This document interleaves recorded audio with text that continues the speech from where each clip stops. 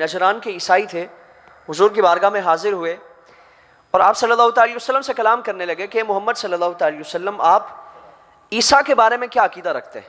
تو حضور نے فرمایا کہ وہ اللہ کے نبی ہیں، اللہ کے بندے ہیں، جو اللہ نے اپنی پاک دامن اپنی بندی حضرت مریم کے ذریعے اللہ رب العالمین نے انہیں اس دنیا میں بھیجا ہے، اور وہ اللہ کے پاکیزہ بندے ہیں۔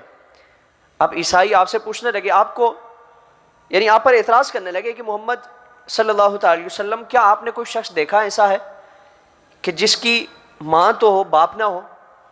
یعنی بغیر باپ کے کوئی شخص دنیا میں آ نہیں سکتا۔ معاذ اللہ اس سے یہ نتیجہ نکالنا چاہتے تھے کہ حضرت عیسیٰ کے باپ نہیں ہیں تو ان کا باپ معاذ اللہ اللہ رب العالمین ہے، اور ان کی والدہ حضرت مریم ہے۔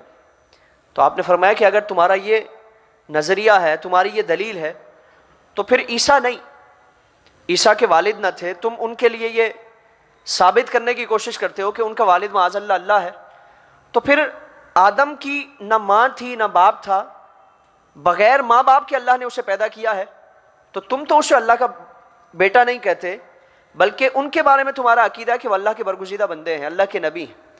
اگر تمہارا معیار یہی ہے، تمہارا پیمانہ یہی ہے، تو پھر سب سے پہلے تو آدم کو اللہ کا بیٹا مانو۔ یعنی آپ صلی اللہ علیہ وسلم نے دلائل کے ذریعے، براہین کے ذریعے ان کو قائل کرنے کی کوشش کی، لیکن وہ نہ مانے۔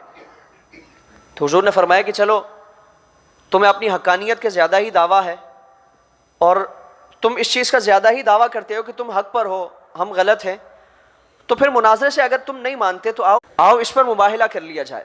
مناظرے سے آگے کا مباہلہ ہے، اور مباہلے کی صورت کیا ہوتی ہے کہ دونوں فریقین کسی کھلی جگہ پر آ جائیں، اپنے بیوی بچوں کے ساتھ آ جائیں، اور دونوں مل کر اللہ سے دعا مانگے کہ الہی ہمارا تو فیصلہ فرما دے، ہم میں سے جو حق پر ہے اسے تو باقی رکھ، اور جو باطل ہے، جو جھوٹا ہے، اس پر تو اپنی لعنت نازل فرما، اس کو ہلاک اور برباد فرما۔ تو حضور نے فرمایا کہ اگر تم مباحثہ نہیں مانتے، مناظرے سے نہیں مانتے، تو آؤ مباہلہ کر لیتے ہیں، سچ سامنے آ جائے گا، جھوٹ کو اللہ رب العالمین کی لعنت نازل ہو جائے گی، اس کو ہلاک کر دیا جائے گا۔ چنانچہ دن رکھا گیا، جگہ متعین کی گئی۔ قرآن کریم نے اس واقعے کو بیان فرمایا کہ فمن حاجک فیہ من بعد ما جاءک من العلم، اے حبیب آپ سے وہ جھگڑا کرتے ہیں باوجود اس کے کہ ان کے پاس علم آ چکا ہے، یعنی ان کے پاس قرآن سے علم آ چکا ہے، وہ لاجواب ہو چکے ہیں، ان کے پاس کوئی دلیل باقی نہیں رہی ہے، عقلی اور نقلی ہر طرح سے ان کو قائل کرنے کی کوشش کی گئی ہے، لیکن وہ نہیں مانتے۔ تو آپ ان سے یہ فرمائیں کہ فَقُلْ تَعَالَوْا نَدْعُ أَبْنَاءَنَا وَأَبْنَاءَكُمْ، تم آ جاؤ، اپنے بچوں کو لے آؤ، ہم اپنے بچوں کو لے آتے ہیں، کسی کھلی جگہ پر چلے جاؤ، تم اپنے بیٹوں کو لے آؤ، ہم اپنے بیٹوں کو لے آتے ہیں، وَنِسَاءَنَا وَنِسَاءَكُمْ، تم اپنی عورتوں کو لے آؤ، ہم اپنی عورتوں کو لے آتے ہیں، وَأَنفُسَنَا وَأَنفُسَكُمْ، تم خود آ جاؤ، ہم خود آ جاتے ہیں۔ اب آ کے کیا کریں گے؟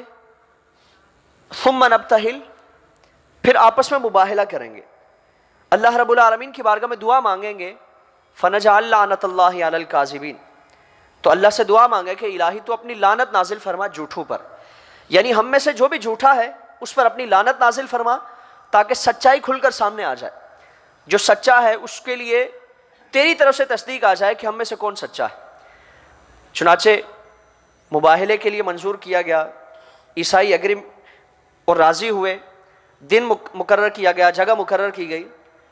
اب آپ صلی اللہ علیہ وسلم مباہلے کے دن اپنے گھر سے روانہ ہوتے ہیں، اور کیفیت کیا ہے؟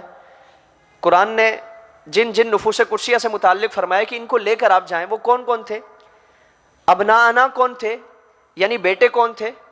آپ صلی اللہ علیہ وسلم اپنے گھر سے روانہ ہوتے ہیں، کیفیت کیا ہے کہ آپ صلی اللہ علیہ وسلم نے امام حسن مجتبیٰ کا ہاتھ تھاما ہوا ہے، اور امام حسین کو آپ نے اٹھایا ہوا ہے، ابھی کم سن بچے ہیں، آپ صلی اللہ علیہ وسلم امام حسین کو اٹھاتے ہیں اور امام حسن کا ہاتھ تھامے ہوئے اپنے گھر سے روانہ ہوتے ہیں۔ اور دوسرا فرمایا کہ وَنِسَاءَنَا وَنِسَاءَكُمْ، تم اپنی عورتوں کو لے آنا، ہم اپنی عورتوں کو لے آئیں گے۔ اور حضور کس کو لے کر جا رہے ہیں؟ آپ صلی اللہ علیہ وسلم کے پیچھے سیدہ کائنات سیدہ فاطمہ الزہرا علیہ السلام ہے۔ پھر فرمایا کہ وَأَنفُسَنَا وَأَنفُسَكُمْ، تم اپنی جانوں کو لے آؤ، ہم اپنی جانوں کو لے آئیں گے۔ اب یہاں اپنی جان سے کیا مراد ہے؟ حضور کی جان کون ہے؟ ان ذوات مقدسہ کے علاوہ کون سی شخصیت ہے؟ حضرت مولا کائنات حضور کے پیچھے پیچھے آ رہے ہیں، یعنی قرآن ان کو نفس رسول قرار دے رہا ہے کہ وہ حضور کی جان ہے، وَأَنفُسَنَا وَأَنفُسَكُمْ کہ تم اپنی جانوں کو لے آؤ، ہم اپنی جانوں کو لے آئیں گے۔ چنانچہ یہ ذوات مقدسہ وہاں تشریف لے جاتی ہیں مباہلے کے لیے۔ جگہ پر جب پہنچتے ہیں، یعنی اگر اس منظر کا تصور کیا جائے، اس واقعے کا تصور کیا جائے، تو پوری کائنات کی جو عظیم ہستیاں ہیں وہ ایک جگہ پر اللہ نے ان کو جمع فرمایا۔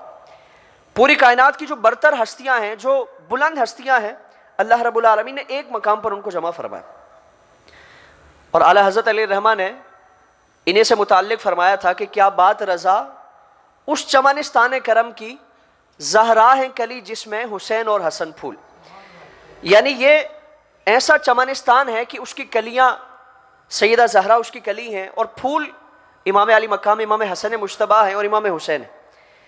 اور حضرت بیدم شاہ وارثی علیہ الرحمٰن نے آپ نے انتہا فرما دی کہ بیدم یہی تو 5 ہیں مقصود کائنات، خیر النساء حسین و حسن مصطفیٰ علی۔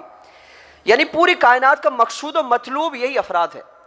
پوری کائنات ان عظیم ہستیوں سے اپنی نسبت قائم کرتی ہے، ان سے اپنے تعلق کو فخر سمجھتی ہے، ان سے اپنا رشتہ قائم کرنا فخر سمجھتی ہے۔ اب یہ تو قرآن ان کے بارے میں سرٹیفکیٹ عطا فرماتا ہے کہ یہ اتنی عظیم ہستیاں ہیں، لیکن فضیلت وہ ہوتی ہے، فضیلت یہ بھی ہے، یہ بڑی فضیلت ہے، لیکن فضیلت وہ معتبر مانی جاتی ہے کہ مخالفین بھی اس کے قائل ہو جائیں، مخالفین بھی اس کو ماننے پر تیار ہو جائیں۔ اب سامنے کون ہے؟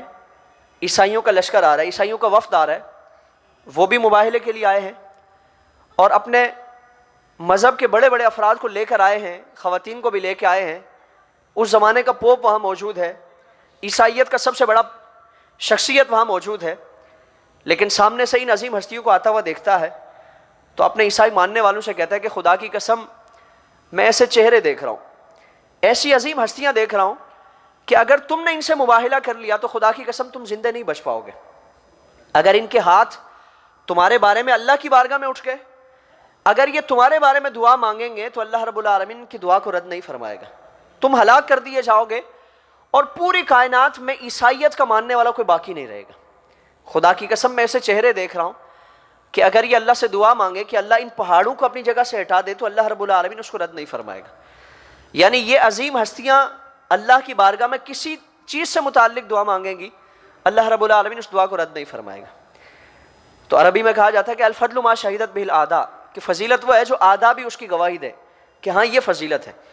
تو اعداء بھی ماننے پر مجبور ہو گئے کہ پوری کائنات کی عظیم ہستیاں آپ صلی اللہ علیہ وسلم کے آس پاس جمع ہیں۔